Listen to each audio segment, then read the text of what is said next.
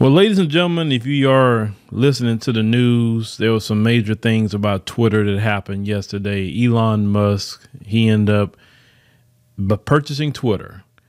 Now, the situation with that was originally he started complaining about the way Twitter's content moderation was, say it doesn't, give people free speech. So what he first started to do, he went and bought all the stocks that he can to be the most shareholder that they had at the time. I think he bought about 9% of Twitter stock.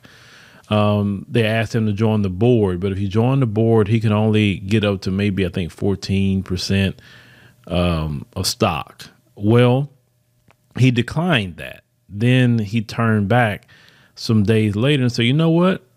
I got some people. I want to buy Twitter now. And I want to, raise the stock price in my purchase. And he said, this is the only deal you're going to get. And I'm not walking away, from this. So what ended up happening, long story short, Twitter ended up taking the deal. Oh, boy, when they heard that yesterday, CNN and MSNBC and all the Democrat media was losing their freaking mind about Elon Musk and Twitter. And y'all have to understand, when it comes to all these Silicon Valley companies like your Twitters, your Googles, your Apples, your anything like that, right? Your Facebook, etc. They're controlled by those on the left wing. Now, how I feel about it personally, all of them, no matter what side, is going to push white supremacy.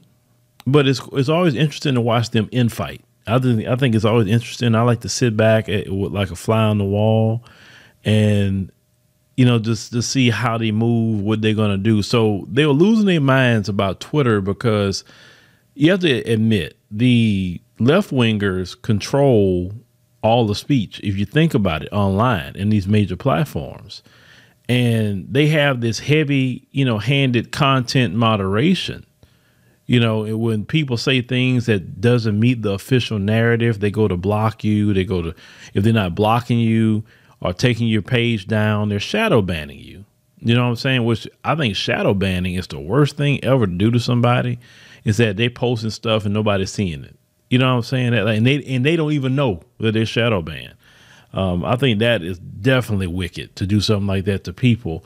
And a lot of black people have suffered that on Twitter as well. So that's to be sure. But there's a column in the Los Angeles Times that I wanted to get into today. And it says here, as you can see, with Elon Musk in charge, it says it's the beginning of the end for Black Twitter. Now, when I saw the headline, I'm like, okay, the Los Angeles Times was cool with this woman putting this out here. Now, the woman that put this out here, you want to make sure you show her. Her name is Erica D. Smith.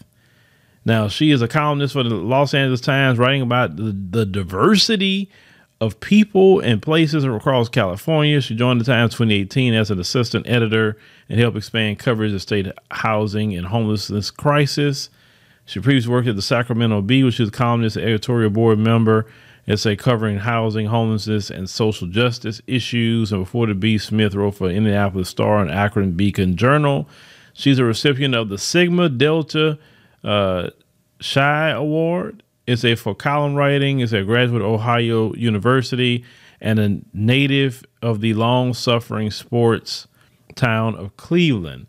I wanted to look at her a little bit further here, and I went to her Twitter page just to see just what I'm looking at. And when I saw the pronouns say she, her, I said, oh, okay. Now I know we getting at here. Democrat shield. All right. So as we, go through this, article with her, she's definitely, talking about Elon Musk here and how he got the company. Of course, he's being sued by California for allegedly silencing thousands of black employees who complained about racism. And yes, I've covered those stories about he has some definite white supremacists working inside of Tesla. That's for sure. Elon Musk himself, we have not heard anything that he has said personally. Now, of course, his people was born in South Africa and raised during the apartheid era. Now I don't, I think I was having a discussion about even, it was somebody try to call him a South African. He is not an African. He's not an African. He's a European American. His people are from the Netherlands. I don't care what people say. I think I got into it one time with one of them folks saying, well, I'm more African than you. And I'm like, I said, how you going to tell me, a black man, that you're more African than me and you're freaking white because you was born in South Africa. I said, you know what? I could have been born in China. That doesn't make me Chinese. Even if I had Chinese citizenship, it doesn't make me a Chinese. I'm a black man that was born in China. So you're a white person born in South Africa. It doesn't make you an African. You're not a freaking African, no matter what you say. That's an oxymoron to even say something like that. What is wrong with the Netherlands? I even asked him that. What is wrong with the Netherlands? What is wrong? Listen, I've been to Amsterdam. It wasn't a bad place. They had a lot of black people there too. I mean, shoot, Amsterdam was cool when I went there. What's wrong with that?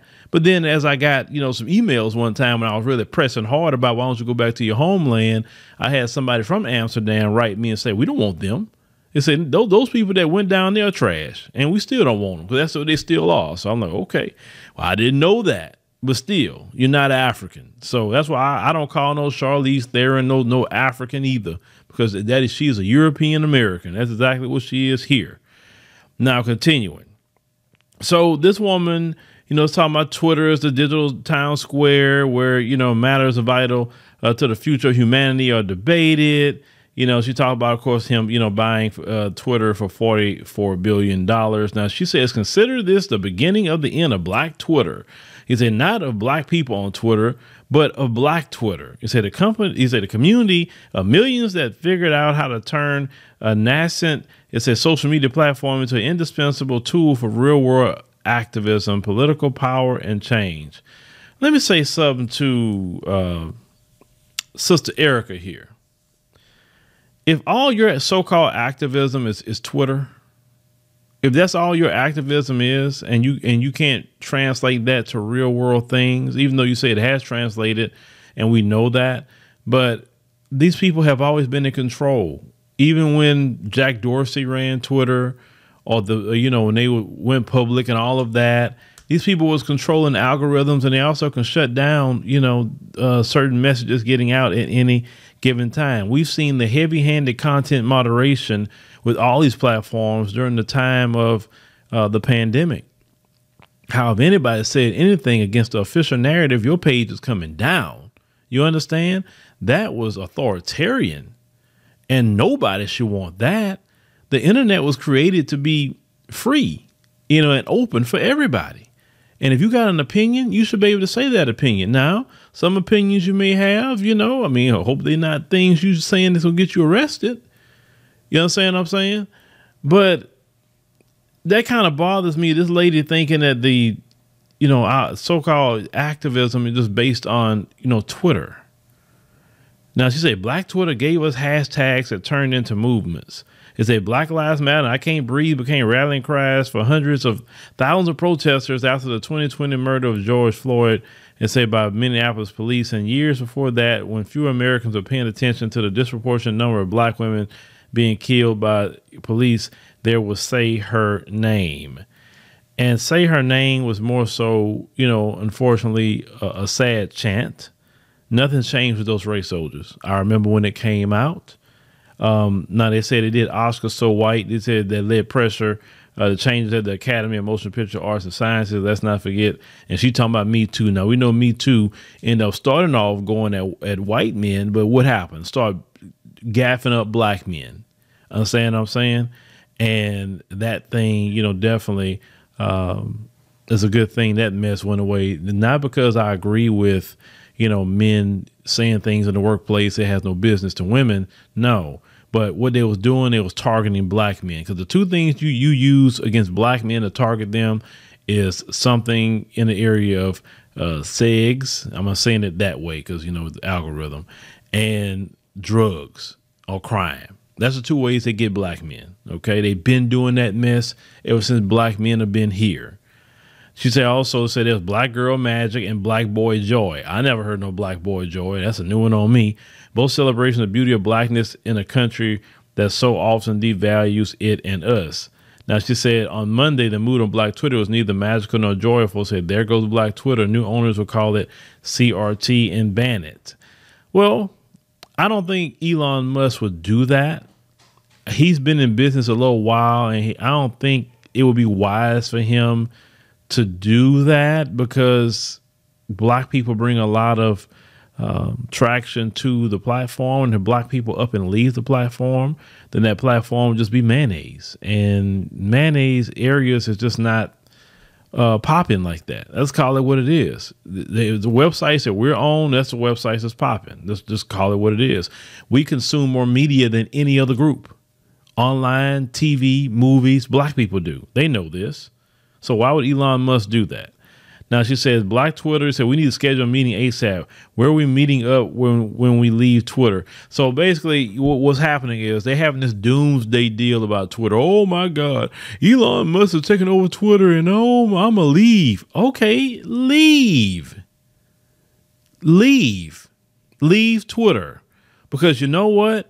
I don't have a problem with white supremacists having an opinion.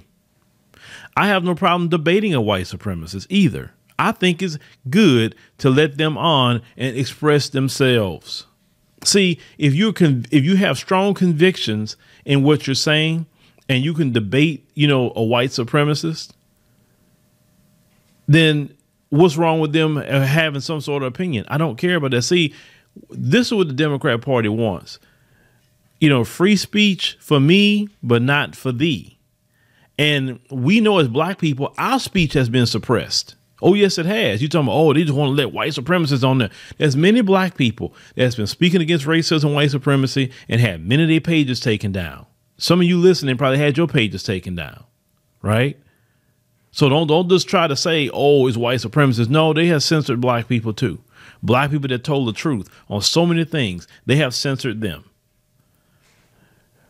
Now, this woman here, continuing, let's get to, what her issue is. She said her problem, this is a second problem. I don't care about how she feels about Elon Musk itself. She said he has repeatedly complained about the content moderation, even though it's applied sparingly and inconsistently, which is true. It say if he has his way, he could very likely get rid of it altogether. No, he's not, because nobody's going to let no person posting doing things against children on there. Okay, it wouldn't be smart. Is a prominent white supremacist who got kicked off the platform for good reason return, among them former President Trump. Well, he just put out a statement. Actually, I read that he said he's not returning to Twitter, even though if Elon Musk, he said gets it. He said he likes Elon Musk, but he said he's going to be on Truth Social. He'll be over there, and because that's something that he can control. Now, it said perhaps more troubling conspiracy theories could become easier to find and share, and therefore grow in complexity and number of believers. Here we go with that crap again. Why do y'all Democrats want to try to stop grown people from listening to something? Listen, I got a mind of my own. I can listen to somebody. I can make my own decisions. I can research what they're saying, and I can just do whatever. See, this is why we have been calling them the authoritarian Democrats, and everybody that agree with them. It's because they feel that nobody should have any kind of speech except what they agree with, their official narratives. This is why they're losing their freaking mind. They're losing their mind. You know what? And let's call it what it is. So-called conspiracy theories, a lot of times got truth to them. A lot of them do. A lot of them actually came true. Believe it or not, they have. Then here she goes. We already seen the effects of disinformation about the virus, and the main thing they was taking everybody's pages down for. You know what I'm talking about? He's the end of QAnon, including the latest tall tales linking gender identity to pedos. It said that are being echoed by reckless Republican politics. You see what this woman is doing? You see what this woman is doing? See, but remember I showed y'all earlier that flag that she had in her profile on Twitter, okay? Everyone knows where this stuff is going. You opened up Pandora's box, and Barack Hussein Obama and them opened up Pandora's box with that. And you give them one thing, they're not going to stop. Did it stop at marriage for them? No. It went to bathrooms. It went to reading with a drag queen. Now it's all this trans thing, trying to take over women's sports, literally trying to replace women. They have clubhouses out there saying black women don't deserve wombs, trans women do. I mean, this is and when this happened, when that marriage, the gay marriage thing happened, I knew that's where it was going. I knew it. It's like when I made the video, I said, boy, y'all done opened up Pandora's box. I say it's not going to stop. And I was right. I was right. And all people call me names and, oh, you just don't like the LGBT. You a bigot. You know, they all got to call you names. That's their favorite thing to do. But they can't debate your points, but they're going to call you a name. OK.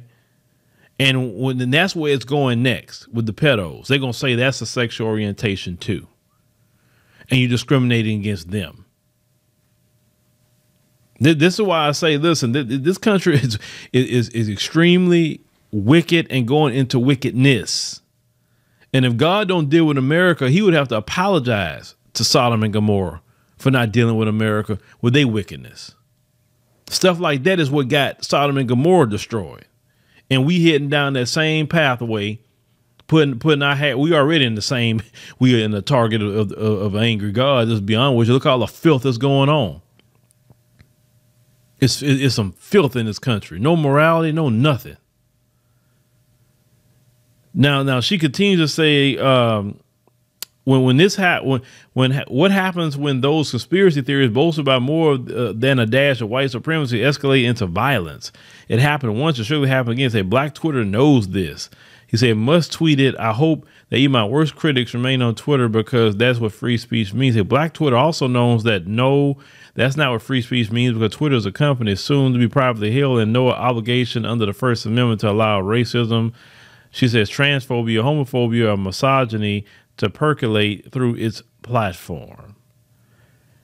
So this sister here, which was approved by the Los Angeles Times, trying to gaff up black people into some sort of, I guess, anger about Twitter, that don't affect black people.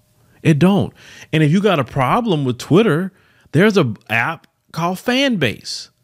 That's ran by black people. You can go over there to Fanbase. They will take you there. I have the Fanbase app on my phone. They got the like Twitter Spaces feature or Clubhouse. They got the same thing on Fanbase. Why don't you just go over there if you feel that this is what they're going to do? I mean, we all got choices. We all got choices. But see, these Democrat shills are so upset, y'all. They're so upset about this. And I think this is so interesting is that they want to have a monopoly on the speech. And once again, a lot of black people have had their pages taken down. A lot of black people has had their pages put in Twitter jail or Facebook jail behind pointing out the obvious about racism, white supremacy. So what's wrong with that? And any black person that's strong in their convictions don't care about no white supremacists being on no Twitter. They're on there now. What are you talking about? They're on there. If you're afraid to debate what you believe in and you can't, go toe to toe with a white supremacist in the digital space, then what are you doing? What are you afraid of? What are you afraid of? The black Democrat shields. What are you afraid of? You afraid to debate your points against white supremacists? I'm not. They could bring it on to me in a Twitter space or anything they want to discuss with me. I'm ready for them. I'm not going to run from them because they ain't got nothing for me anyway. Because I know that they built their whole world built on a hill of lies, falsehoods, and half truths. The best way to defeat a white supremacist is with the truth. That's it.